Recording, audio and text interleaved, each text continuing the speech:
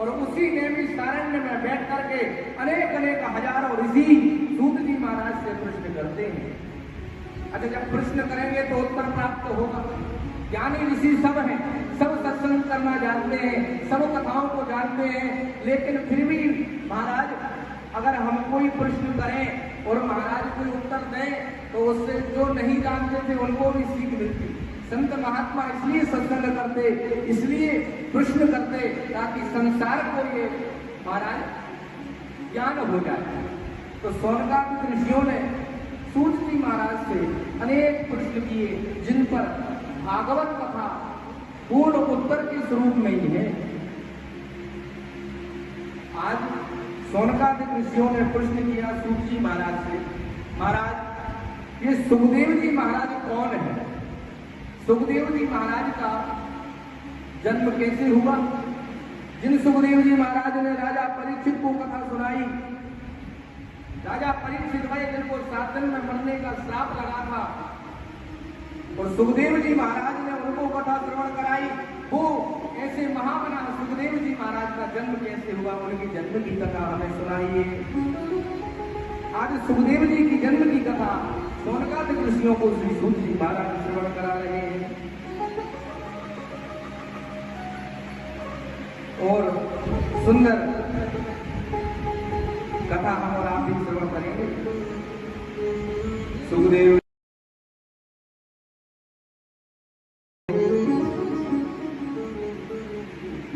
एक समय देवर्षि नारद जी घूमते घूमते कैलाश पर्वत पर पहुंच गए।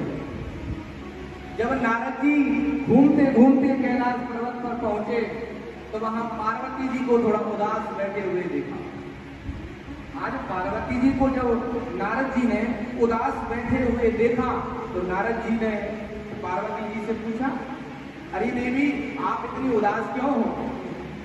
पार्वती जी ने नारद जी को देख करके प्रणाम कहा, आइए आइए महाराज, उदास तो नहीं है महात्मन, लेकिन हम विचार कर रहे हैं क्योंकि भोले बाबा तो समाधि में बैठ गए और भोले बाबा जब समाधि में बैठ जाते हैं तो न जाने कब महीने में, वर्ष में, न जाने कितने वर्ष में कब समाधि खुले कोई पता नहीं। भोलेनाथ की समाधि में अब हम अकेले हैं, अकेले चिंतन में हैं, भोलेनाथ जाने तो कुछ बात करें, चर्चा करें, कुछ सत्संग करते। आज पार्वती जी से नारद जी ने कहा, हमें तो ऐसा लगता है भैया कि आपसे भोलेनाथ प्रेम ही नहीं करते। अगर आपसे भोलेनाथ प्रेम करते तो ऐसे नहीं।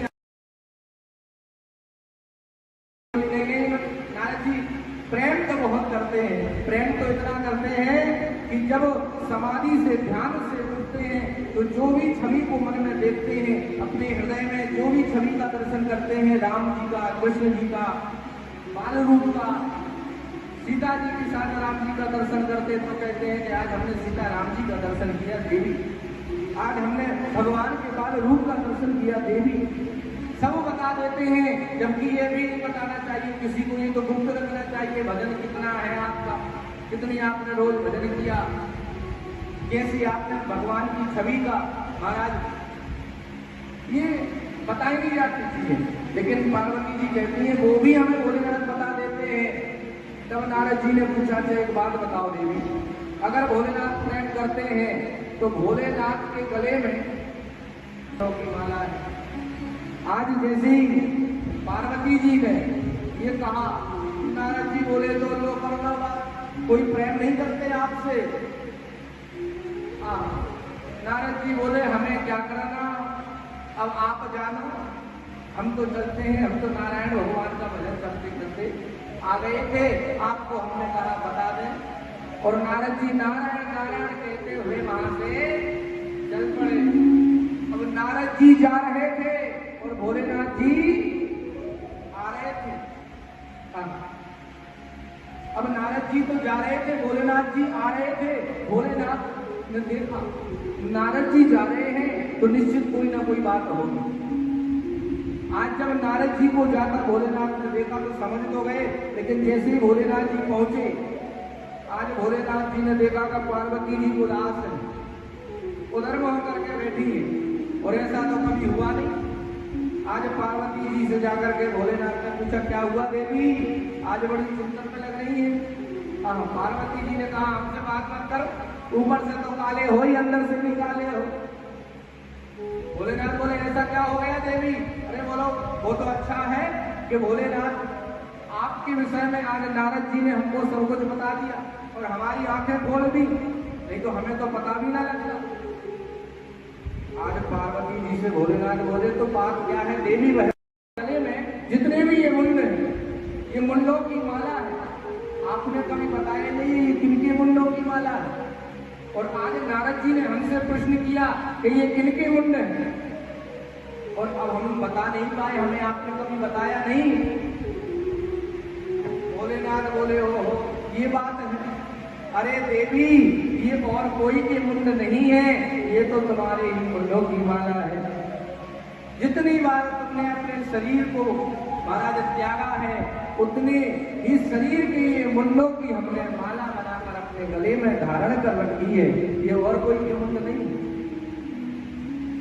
आज जब पार्वती जी ने ये सुना, इतनी बार हमने शरीर त्यागा कि हमारे मुंडों की माला बन गई। बोले हाँ, अच्छा हमारे मुंडों की माला बन गई। इतनी बार हमारे शरीर को हमने त्यागा और दूसरा शरीर धारण किया, लेकिन आपका यही शरीर चल रहा है।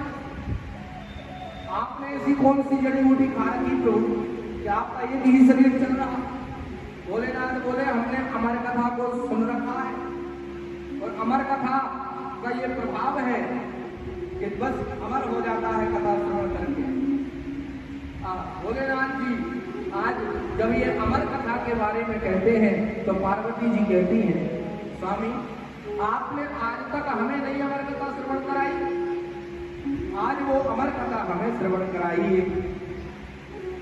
आज पार्वती जी से भोलेनाथ ने कहा, जाओ और कोई और पर्वत पर तो नहीं है, फिर हम आपको अमर कथा श्रवण कराएंगे।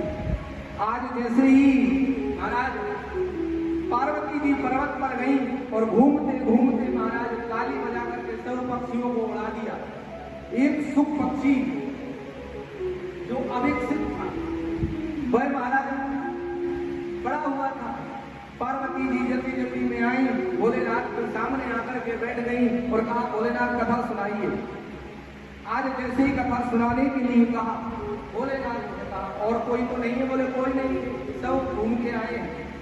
भोलेनाथ ने कहा, तो कथा में हुंका भरते जाना, क्योंकि हम कथा श्रवण कराएंगे, हम नेत्र बंद कर लेंगे और आप हुंका भरते जाना, तो हमें पता लगेगा कि हाँ आप कथा सुन रही है।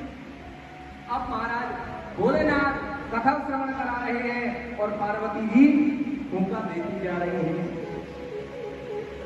जैसे ही महाराज भोलेनाथ कथा श्रवण कराते गए, पार्वती जी कथा श्रवण करती गई, बड़ा आनंद आया। लेकिन जब कथा मध्य में पहुंच गई, दसम स्कंद तक मध्य में कथा पहुंच गई, तो अब पार्वती जी को थोड़ी नींद आई, पार्वती जी को निद्रा आई, भूखा थोड़े धीरे धीरे भरने लगी। अब पार्वती जी की निद्रा जैसे लगती है, आज जो अविकसित जो सुख पक्षी का अंडा पड़ा हुआ था वह विकसित हो गया और उसमें से श्री सुखदेव जी महाराज का जन्म हो गया। बोलो सुखदेव जी महाराज की जय हो। अब वो सुख पक्षी जो तोता है वो कथा श्रवण करने लगा, पार्वती जी को निद्रा आ गई। आज पार्वती जी की निद्रा आई तो हुंका बंद किए पार्वती जी ने और हुंकारे महाराज चालू कर दिए सुख पक्षी तोते। इतनी प्यारी मधुर कथा श्रवण जो कर रहा हो, अब जैसे भोलेनाथ कथा श्रवण कराए, बीच बीच में जयकारे भी महाराज सुख पक्षी हुंकारे लगाते जाए।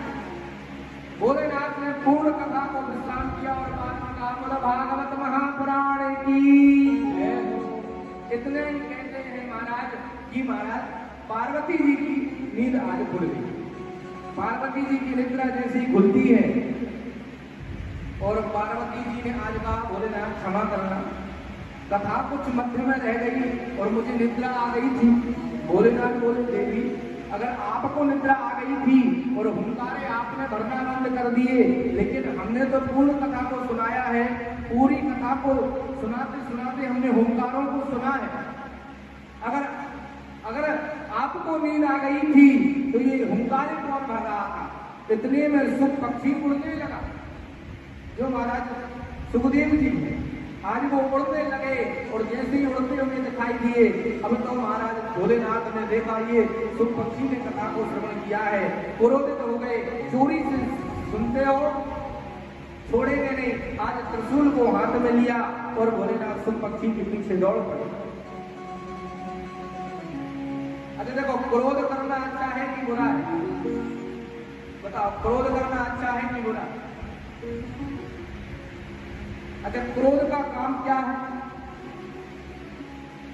क्रोध कोई भी करे महाराज, क्रोध ज्ञान को महाराज शून्य कर देता है। जैसे जब डॉक्टर ऑपरेशन करते हैं ना, तो जिस जगह वो ऑपरेशन करेंगे हड्डी में, नस में, जहां भी, उसको शून्य कर देते हैं और वो ऑपरेशन होता है, वो दर्द नहीं होता है। वैसे ही जो व्यक्ति क्रोध करता है उसका विवेक ज्ञान शून्य हो जाता है। अब देखो, भोलेनाथ आज क्रोध में आए तो वो स्वयं यह भूल गए कि महाराज जिसने अमर कथा श्रवण कर ली हो क्या वो मरेगा? अब भोलेनाथ ने स्वयं अमर कथा श्रवण कराई सुख पक्षी को, और आज भोलेनाथ स्वयं त्रिशूल लेकर पीछे दौड़ पड़े। सुख पक्षी पूर्ण महाराज लोकों में घूमता हुआ मृत्यु लोक में आ गया। भोलेनाथ पीछे पीछे, सुख पक्षी आगे आगे। और श्री व्यास जी की पत्नी बटिका स्नान करने के बाद सूर्य को अर्घ दे रही थी।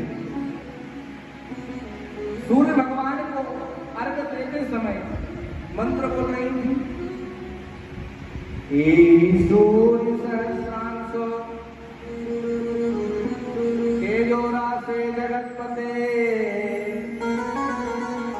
अनुकंपय मां भक्त्या गृहाण दिवाकर। आज जैसे सूर्य नारायण भगवान को देवी बटिका जी अर्घ दे रही थी, उनके मुख से ही गर्भ में प्रवेश कर गए सुखदेव, सुख पक्षी को, और वो गर्भ में जाकर के बैठ गए। आज जैसे ही महाराज भोलेनाथ आए, व्यास जी का दरवाजा खटखटाया, सुख पक्षी आए हैं और महाराज आपकी कुटिया में गए हैं।